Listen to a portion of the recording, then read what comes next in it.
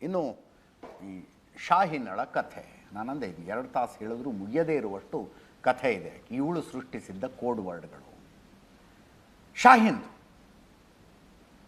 ಪಾಕಿಸ್ತಾನದ ಜೈಷ್ ಎ ಮೊಹಮ್ಮದ್ ಹೇಳಿದ ಕೆಲಸವನ್ನು ಆಕೆ ಇಲ್ಲಿ ಮಾಡ್ತಾ ಇದ್ಲು, ಡೈರೆಕ್ಟ್ ಟಚ್ನಲ್ಲಿ.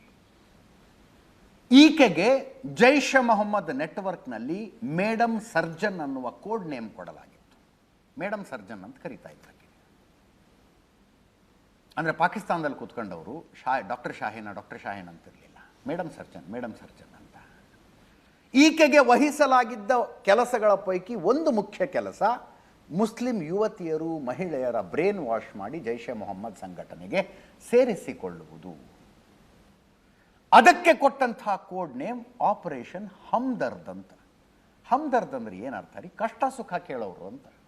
ಹಮ್ದರ್ದ್ ಅಂದರೆ ನಮ್ಮ ನೋವನ್ನು ಹಂಚಿಕೊಳ್ಳೋರು ಅಂತ ಅರ್ಥ.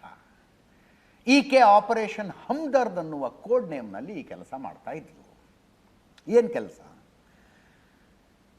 ಮುಸ್ಲಿಂ ಹೆಣ್ಣುಮಕ್ಕಳು ಯಾರು ಜೀವನದಲ್ಲಿ ನೊಂದಿರ್ತಾರೆ, ಒಬ್ಬಂಟಿಯಾಗಿರ್ತಾರೆ, ಅಂಥವರನ್ನು ಸೋಷಿಯಲ್ ಮೀಡಿಯಾದಲ್ಲಿ ಐಡೆಂಟಿಫೈ ಮಾಡೋದು. ಅವರು ನೊಂದಿರಬೇಕು, ಬೆಂದಿರಬೇಕು ಜೀವನದಲ್ಲಿ, ಮನೆಯಲ್ಲಿ ತಕ್ಕ ಮಟ್ಟಿಗೆ ಬಡತನ ಇರಬೇಕು, ಮನೆಯಲ್ಲಿ ಹೇಳೋರು ಕೇಳೋರು ಯಾರೂ ಇರಬಾರ್ದು ಅವ್ರಿಗೆ. ಅಂಥವರನ್ನು ಅಪ್ರೋಚ್ ಮಾಡ್ತಾ ಇದ್ಲು. ಅಂಥವರ ಸಂಪರ್ಕಕ್ಕೆ ಬಂದು ಅವರಿಗೆ ಸ್ವಲ್ಪ ದುಡ್ಡು ಕಾಸಿನ ರುಚಿ ಹಚ್ಚೋದು. ಫಾರಿನ್ ಟೂರ್ ಎಲ್ಲ ಮಾಡಿಸೋ ಪ್ಲಾನ್ ಇತ್ತಂತೆ. ಅಂಥ ಹೆಣ್ಮಕ್ಳನ್ನ ಫಾರಿನ್ ಟೂರ್ಗೆಲ್ಲ ಕರ್ಕೊಂಡು ಹೋಗೋ ಪ್ಲಾನ್ ಇತ್ತಂತೆ. ಸ್ವಲ್ಪ ದುಡ್ಡಿನ ರುಚಿ ಹಚ್ಚೋದು. ಆ ನಂತರ ಅವರಿಗೆ ಜಿಹಾದು, ಜೈಷ್ ಎ ಮೊಹಮ್ಮದ್ನ ಚಟುವಟಿಕೆಗಳು, ಭಾರತದ ವಿರುದ್ಧದ ದ್ವೇಷವನ್ನು ಅವರ ತಲೆಗೆ ತುಂಬಿ ಅವರನ್ನು ಭಾರತದಲ್ಲಿ ವಿಧ್ವಂಸಕ ಕೆಲಸಗಳಿಗೆ ಬಳಸಿಕೊಳ್ಳೋದು ಪ್ಲಾನ್ ಆಗಿತ್ತು. ಆ ಒಟ್ಟಾರೆ ಪ್ರಕ್ರಿಯೆಗೆ ಈಕೆ ಕೊಟ್ಟಿದ್ದ ಹೆಸರು ಆಪರೇಷನ್ ಹಮ್ದರ್ದ್. ಹಮ್ದರ್ದ್ ನೋಡಿ, ಹೆಸರಾರು ಕೊಡೋದು ನೋಡಿ. ಅದನ್ನ ಬಡ ಮುಸ್ಲಿಂ ಯುವತಿಯರು ಮಹಿಳೆಯರನ್ನು ಜಿಹಾದಿನ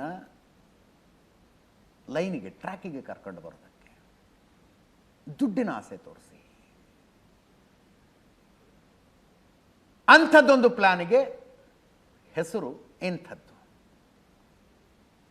ಅದನ್ನು ಸುಲಭವಾಗಿ ಮಾಡ್ತೀನಿ ಅಂತ ಹೇಳ್ತಿದ್ಲಂತೆ. ಅದರ ಜೊತೆಗೆ ಈ ಡಾಕ್ಟರ್ಗಳದ ಟೀಮ್ ತಯಾರಾಗಿತ್ತಲ್ಲ, ಈ ಡಾಕ್ಟರ್ ಟೀಮ್ಗೆ ಟೀಮ್ ಡಿ ಅಂತ ಹೆಸರು ಕೊಟ್ಕೊಂಡಿದ್ರು. Team D stands for doctor. ಅಂದರೆ ವಾಟ್ಸಾಪ್ ಗ್ರೂಪು ಅಥವಾ ಇನ್ಯಾವುದೋ ಆ ರೀತಿಯ ಕಮ್ಯುನಿಕೇಷನ್ ಆ್ಯಪ್ನಲ್ಲಿ ಗ್ರೂಪ್ ಮಾಡ್ಕೊಂಡಿದ್ದಕ್ಕೆ ಟೀಮ್ ಡಿ ಅಂತ ಗ್ರೂಪ್ ನೇಮ್.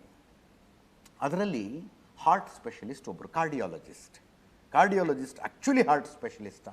ನೋ. ಬಾಂಬ್ ತಯಾರು ಮಾಡೋದು, ಯಾರು ಬಾಂಬ್ ತಯಾರು ಮಾಡ್ತಾರಲ್ಲ ವಸ್ತುಗಳನ್ನು ಜೋಡಿಸಿ, ಅವ್ರಿಗೆ ಕಾರ್ಡಿಯಾಲಜಿಸ್ಟ್ ಅಂತ ಕೋಡ್ ನೇಮ್. ಇನ್ನೊಬ್ಬರು ಐ ಸ್ಪೆಷಲಿಸ್ಟ್ ಯಾರು? ಕಣ್ಣಿನ ಚಿಕಿತ್ಸೆ ಕೊಡೋರ? ಇಲ್ಲ.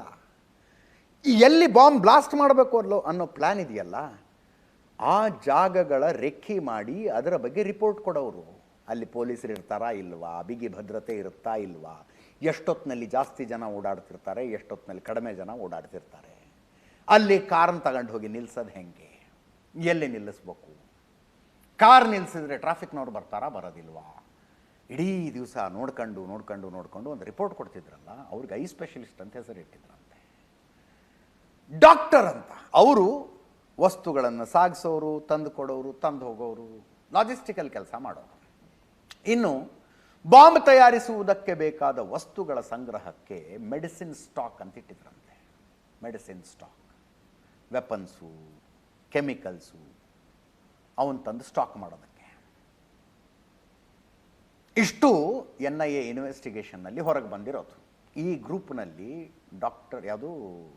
ಟೀಮ್ ಡಿ ಗ್ರೂಪ್ನಲ್ಲಿ doctor Shaheen, doctor Parvez, doctor Arif active ಆಗಿದ್ದವರು.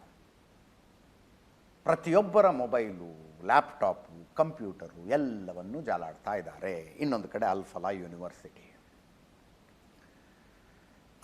University ಅವರು ನೆನ್ನೆನೇ ಒಂದು ಸ್ಟೇಟ್ಮೆಂಟ್ ರಿಲೀಸ್ ಮಾಡಿದ್ದಾರೆ. ನಮಗೂ ಇದಕ್ಕೂ ಸಂಬಂಧ ಇಲ್ಲ, they're doing it on their own capacity ಅಂತ.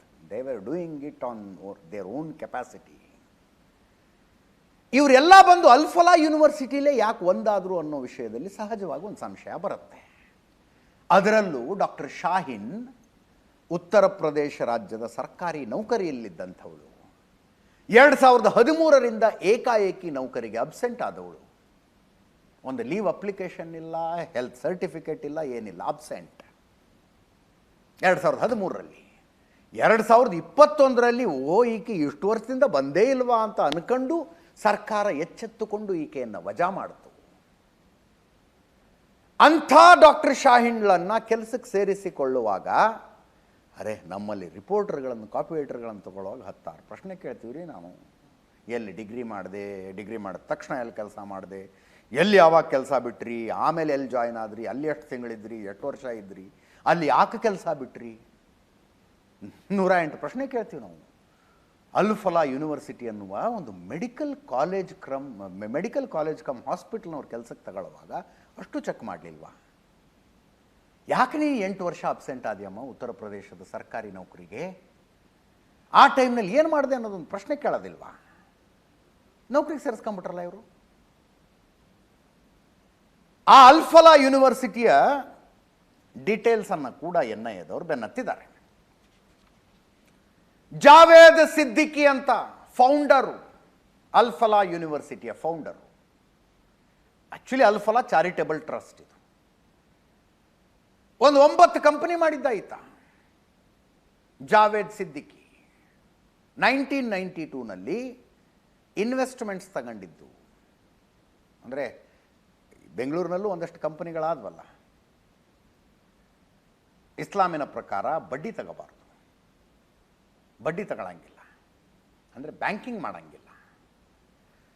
ಅದಕ್ಕೆ ಕೆಲವು ಕಂಪನಿಗಳು, ಕೆಲವ್ರು ಏನು ಮಾಡಿದ್ರು ಇಲ್ಲಿ, ಇದು ಬಡ್ಡಿ ಅಲ್ಲ, ಇದು ನೀವು ನಮ್ಮ ಕಂಪನಿಗೆ ಇನ್ವೆಸ್ಟ್ ಮಾಡಿ ನಾವು ನಿಮಗೆ ಲಾಭ ಕೊಡ್ತೀವಿ ಕಂಪನಿಯಲ್ಲಿ ಅಂತ, ಲಾಭ ಕೊಡ್ತೀವಿ.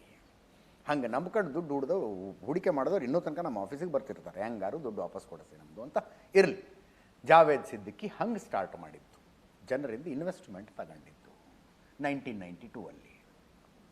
1997ನಲ್ಲಿ 76 ಎಕರೆ ಪ್ರದೇಶದಲ್ಲಿ ಅಲ್ಫಲಾ ಶುರುವಾಯಿತು. ಅಲ್ಫಲಾ ಚಾರಿಟೇಬಲ್ ಟ್ರಸ್ಟ್ ಮೂಲಕ ಅಲ್ಫಲಾ ಯೂನಿವರ್ಸಿಟಿ ಶುರುವಾಗಿತ್ತು. ಯೂನಿವರ್ಸಿಟಿ ಸ್ಟೇಟಸ್ ಆಮೇಲೆ ಬಂತದಕ್ಕೆ. ಇದರ ಜೊತೆಗೆ 9 ಕಂಪನಿಗಳಿದ್ವು ಜಾವೇದ್ ಸಿದ್ದಿಕಿಗೆ.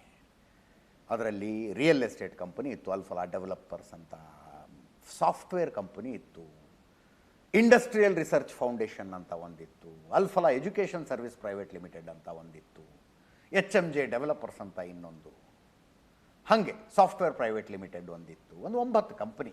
ಅಲ್ಫಲಾ ಎನರ್ಜೀಸ್ ಪ್ರೈವೇಟ್ ಲಿಮಿಟೆಡ್,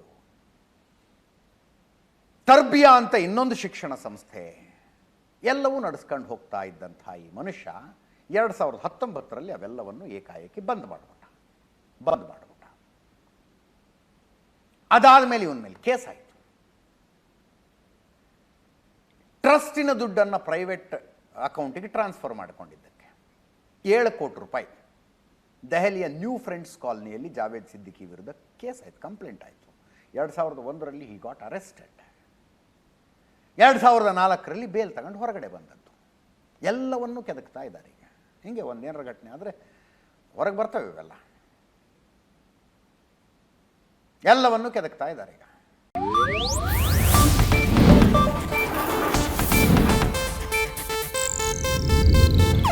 ಇದು ಏಷ್ಯಾನೆಟ್ ನ್ಯೂಸ್ ನೆಟ್ವರ್ಕ್ ಪ್ರಸ್ತುತಿ.